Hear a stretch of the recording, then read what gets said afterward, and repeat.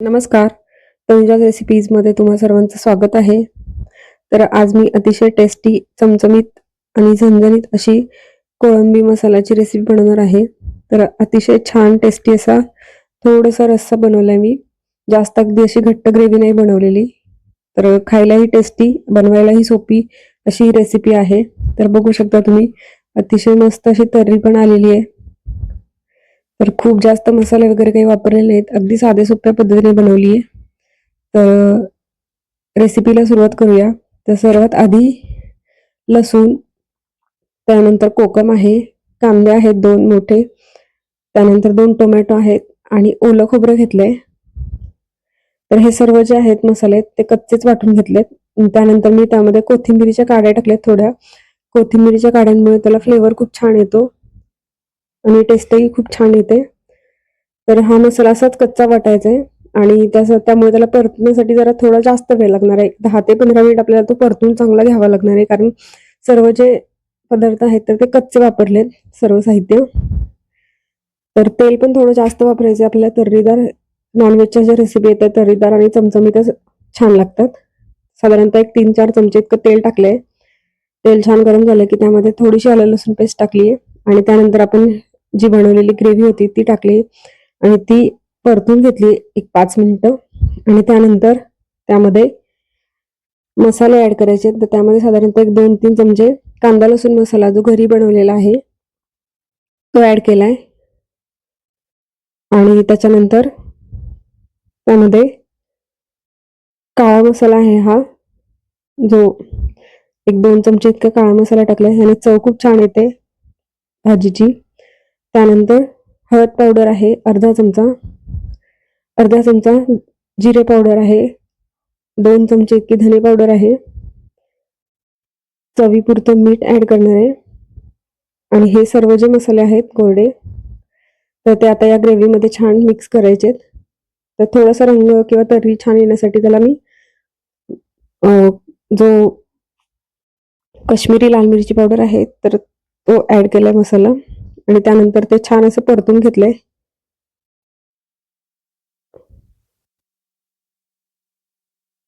तर साधारणतः एक 2 चमचे इतकं कश्मीरी लाल मिरची पावडर टाकली आहे आणि हे सर्व जे मसाले आहेत तर ते छान असे परतून घ्यायचे. तर कच्चा मसाला असल्यामुळे आपण थोडा वेळ तो परतून घेतला आणि त्यानंतर हे जे मसाले आहेत तर ते ऍड केल्यानंतर हे मसाले थोडेसे कच्चापणा कमी होण्यासाठी आपल्याला ते परत एकदा छान परतून घ्यायचे.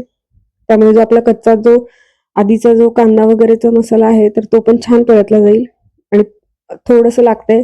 लोखंडी कढईमध्ये बनवते मी तर त्यामुळे मी थोडंसं पाणी ऍड केले आणि परत एकदा छान असं तेल सुटेपर्यंत आपल्याला हा मसाला परतून घ्यायचा आहे.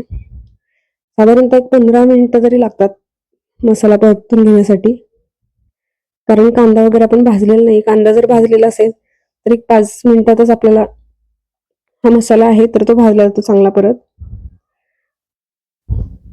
तर बघू शकता तुम्ही त्याला तेल सुटायला लागले. थोडंसं उलटण्याने मी मसाला बाजूला केलाय, कारण तो मसाला जो आहे तो त्याला तेल सुटले की नाही हे त्यामध्ये दिसतंय. तेलाचे छान बुडबुडे पण यायला लागलेत. म्हणजे आपला मसाला आहे तर तो चांगला भाजत आलेला आहे. तर बघू शकता तुम्ही मसाला आपला पूर्णपणे चांगला भाजलाय, कारण त्याचा रंगही बदललाय. थोडासा मसाला भाजण्यासाठी वेळ लागतो, पण या पद्धतीने जर तुम्ही बनवाल तर अतिशय चवीला छान लागते ही रेसिपी.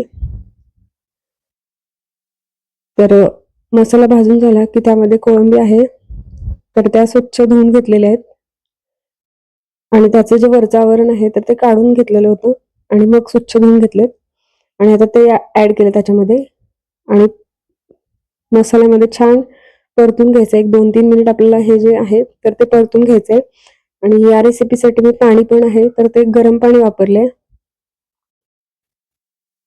तर बघू शकता तुम्ही परतूनही झालाय मसाला. आता त्यामध्ये जितकं आपल्याला रस्सा बनवायचा आहे त्या पद्धतीने पाणी ऍड करायचंय.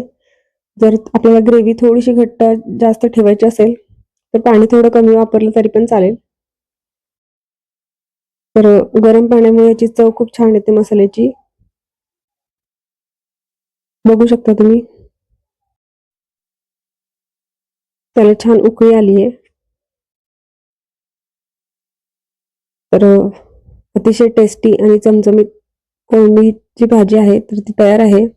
तर आजची रेसिपी तुम्हाला आवडली असेल तर रेसिपीला नक्की लाईक करा, कमेंट करा, शेअर करा आणि तनुजाच रेसिपीला सबस्क्राईब केलं नसेल तर नक्की सबस्क्राईब करा आणि बेल आयकॉनवर क्लिक करा, जेणेकरून येणाऱ्या ज्या नवीन नवीन रेसिपीज आहेत तर त्याच्या नोटिफिकेशन तुम्हाला सर्वात आधी मिळतील.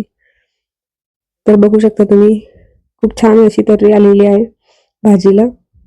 रेसिपी नक्की करून बघा. धन्यवाद.